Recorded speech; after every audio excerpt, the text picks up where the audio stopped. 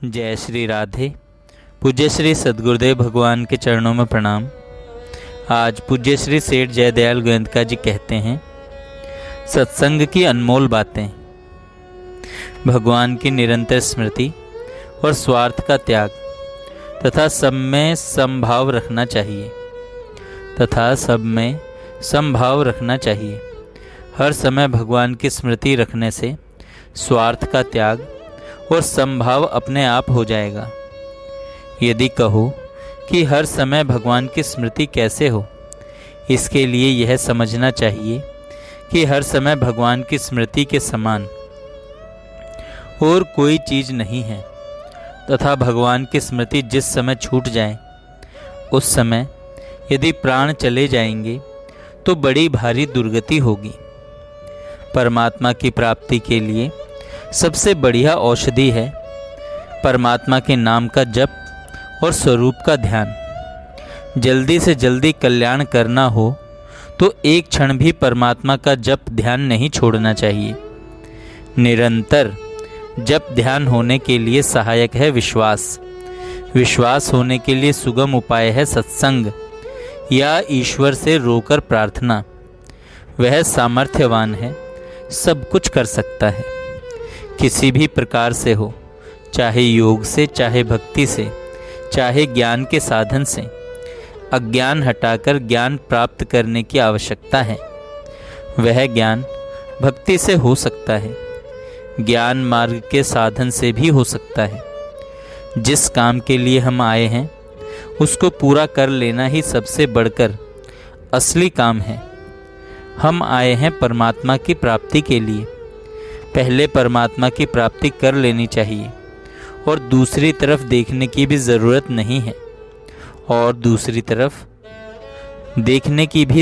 नहीं है एक क्षण भी दूसरे काम में समय नहीं लगाना चाहिए। काल का कोई भरोसा नहीं, पता नहीं किस क्षण आ जाए, इसलिए जल्दी से जल्दी तेजी के साथ साधन करके काम बना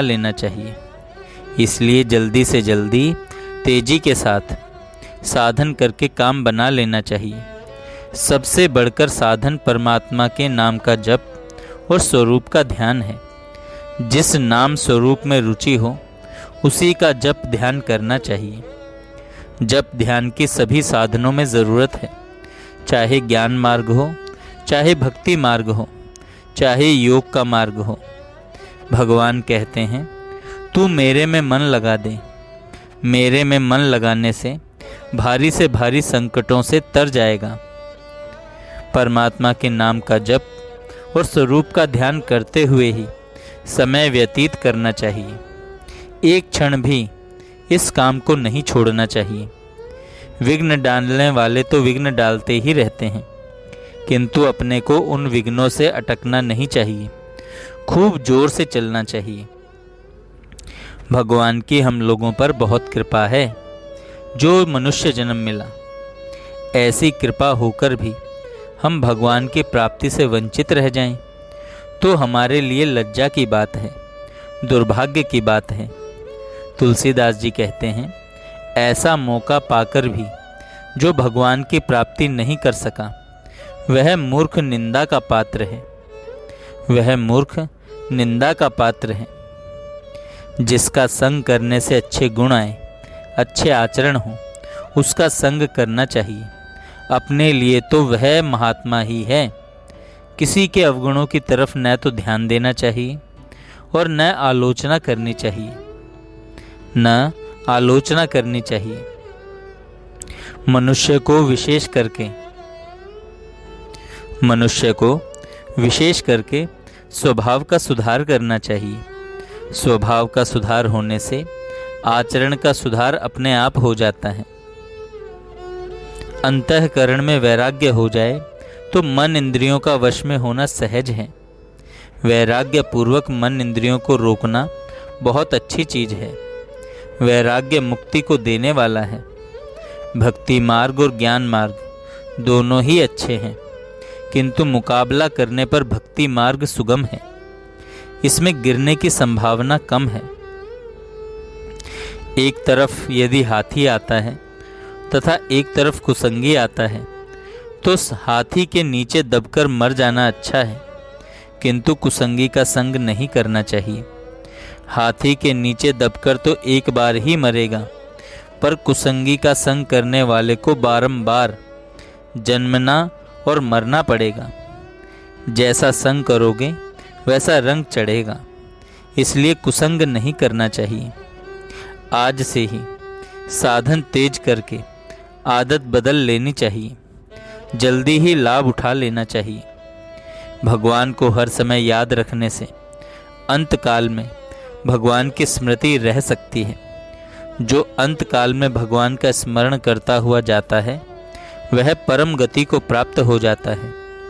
इसलिए निरंतर भगवान को याद रखना चाहिए। परमात्मा से प्रार्थना करने से परमात्मा अपनी शक्ति दे सकते हैं, क्षण में असंभव को संभव कर सकते हैं। भगवान के स्वरूप को बारंबार याद करके मुग्ध होते रहना चाहिए। धन, स्त्री, शरीर का आराम, मान, कीर्ति, इन 5 विघ्नों में भी 3 विघ्न बहुत तगड़े हैं। पहला स्त्री, दूसरा शरीर का आराम और तीसरा कीर्ति। तुलसी हरि की भक्ति में यह 5 न सुहात, विषय भोग निद्रा हंसी, जगत प्रीति बहुबात। सब बात को छोड़कर ईश्वर की भक्ति करनी चाहिए। ईश्वर की भक्ति तथा ज्ञान से ये दोष अपने आप मिट जाएंगे। भगवान में प्रेम करना है, यह साक्षात भगवान की प्राप्ति कराने वाला है। सबसे प्रेम को हटाकर परमात्मा में प्रेम करना चाहिए। जो भगवान को छोड़कर और किसी में प्रेम करता है वह मूर्ख है। भगवान, महात्मा और शास्त्र में श्रद्धा करनी चाहिए। यह साक्षात भगवान को प्राप्त कराने वाली है। केवल भगवान के ध्यान से, केवल भगवान को याद करने से, केवल भगवान में श्रद्धा प्रेम करने से, केवल भगवान के नाम जप से, एक एक भाव से भगवान की प्राप्ति हो जाती है। जो प्रीति पूर्वक भगवान को भजते हैं उनको भी भगवान की प्राप्ति हो जाती है। केवल भगवान की पूजा से भी भगवान की प्राप्ति हो जाती है। आसक्ति से रहित होकर निष्काम भाव से कर्म करने से भी भगवान की प्राप्ति हो जाती है। क्षण क्षण में भजन को बढ़ाना चाहिए। कैसा भी पापी से पापी क्यों न हो, भगवान की शरण हो जाने से तर जाता है। कैसा भी मूर्ख से मूर्ख हो, भगवान की शरण होने से तर जाता है। समय भी चाहे थोड़े से थोड़ा हो, आज ही मृत्यु हो जाए, भगवान की शरण होने से उद्धार हो जाता है। मन में कभी निराशा पैदा नहीं करनी चाहिए। हमको सब प्रकार से भगवान की शरण होना चाहिए। भगवान ने गीता जी में कहा है, कैसा भी पापी क्यों ना हो, जो अनन्य भाव से मुझे भजता है वह जल्दी धर्मात्मा हो जाता है और परम शांति को प्राप्त हो जाता है। सत्संग के प्रभाव से भगवान की प्राप्ति हो जाती है। सत्संग में बताए अनुसार साधन करने से भगवान की प्राप्ति हो जाती है। मनुष्य शरीर पाकर परमात्मा की प्राप्ति नहीं की तो यह मनुष्य शरीर की हत्या करना है। इस बात को सोचकर संसार से वैराग्य करके जोर के साथ साधन करना चाहिए। जो मनुष्य शरीर पाकर विषयों का सेवन करता है वह अमृत को छोड़कर विष का पान करता है। संसार के विषय भोगों को घृणित समझकर बिल्कुल त्याग देना चाहिए। वैराग्यवान पुरुषों का संग, चिंतन, स्मरण करने से वैराग्य उत्पन्न होता है। भगवान ने हमें मनुष्य जन्म दिया है, यह सोच समझकर ही दिया है। हमको मनुष्य मात्र को परमात्मा की प्राप्ति का अधिकार है। परमात्मा की प्राप्ति के लिए कुछ करना धरना नहीं है, केवल परमात्मा की प्राप्ति की तीव्र इच्छा होनी चाहिए। अन्य सब इच्छाओं को कुचल डालना चाहिए। अब से लेकर मरण पर्यंत नारायण की ही रटन लगानी चाहिए। नारायण को एक क्षण भी न छोड़ें। रात दिन कभी नहीं छोड़ना चाहिए। जब आपका जागृत काल में निरंतर भगवान के भजन का अभ्यास हो जाएगा तो सोने के समय भी भगवान का भजन ही होगा। हम अपनी शक्ति भर परमात्मा की प्राप्ति के लिए चेष्टा कर लेंगे तो भगवान बड़े दयालु हैं, परमात्मा की प्राप्ति हो ही जाएगी। अभी तक नहीं हुई, इसका कारण यह है कि हमने अपनी शक्ति भर परमात्मा का भजन कभी नहीं किया। अपनी जिम्मेवारी तो एक ही है, हर वक्त भगवान को याद रखना, हर वक्त भगवान को रटना, फिर सारी जिम्मेवारी भगवान ले लेंगे। जो कहता है मैं बहुत भजन करता हूँ, वह भगवान के तत्व को नहीं समझता। उसके लिए तो भजन भार रूप है। भगवान का रहस्य समझ में आ जाएगा तो कहेगा कि भजन कहाँ होता है। जब तक निरंतर भजन नहीं होगा तब तक कार्य की सिद्धि नहीं होगी। भगवान से मिलने के लिए रुपयों की, बल की, बुद्धि की आवश्यकता नहीं है। आपके पास जो है बिना छिपाए सबका सब भगवान के अर्पण कर दो। भगवान मिल जाएंगे, भगवान मिल जाएंगे। सबसे प्रेम हटाकर केवल भगवान में ही प्रेम करना चाहिए। भरत जी की सी दशा हो जानी चाहिए। फिर भगवान के मिलने में विलंब नहीं हो सकता। भूख, प्यास, नींद का ज्ञान ही नहीं रहना चाहिए। रात दिन भगवान के लिए रोना तड़पना चाहिए। मन जहाँ जहाँ जाए वहाँ से हटाकर परमात्मा के ध्यान में लगाना चाहिए। परमात्मा महात्मा मदद करने को तैयार हैं, उनसे मदद मांगनी चाहिए। अपना यही काम है कि मन को परमात्मा में लगा दें। हर वक्त मन के सामने भगवान को रखें, हर वक्त मन के सामने भगवान को रखें। हमारा जितना जीवन सकाम में बीत गया सो बीत गया, बाकी का सारा जीवन निष्काम भाव से ही बिताना चाहिए। निष्काम का रहस्य समझने से रुपया, शरीर, मान, बड़ाई, स्वार्थ का त्याग करना कठिन नहीं है, कठिन नहीं है। असली बात तो यह है कि जितनी बात सुनी जाए उसको काम में लाने की चेष्टा की जाए। अपने लोगों की आदत है कि सुनते हैं बहुत, काम में लाते हैं कम। जो भगवत प्राप्त महापुरुष है उनके दर्शन, भाषण और स्पर्श से भी आत्मा पवित्र हो जाती है। वे महात्मा तो भगवान का हर वक्त ही दर्शन करते रहते हैं। वे हर वक्त शांति में, आनंद में रहते हैं। उनके आसपास अशांति आ ही नहीं सकती। भगवान कहते हैं वह मुझको अतिशय प्यारा है और मैं उसको अतिशय प्यारा हूँ। जय श्री राधे।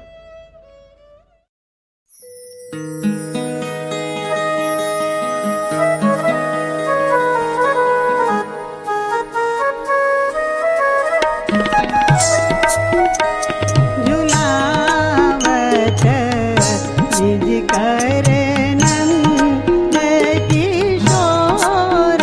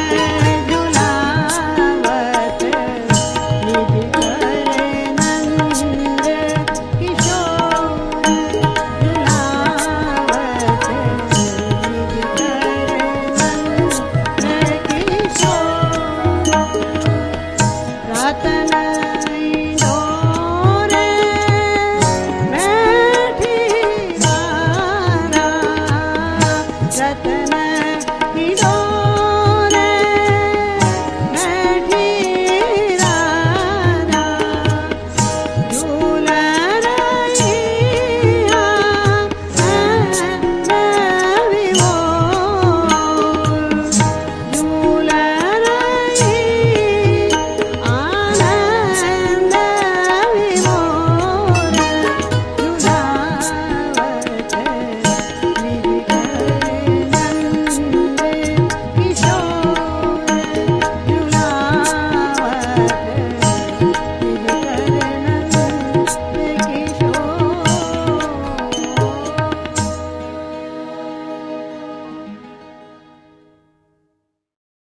जय श्री राधे।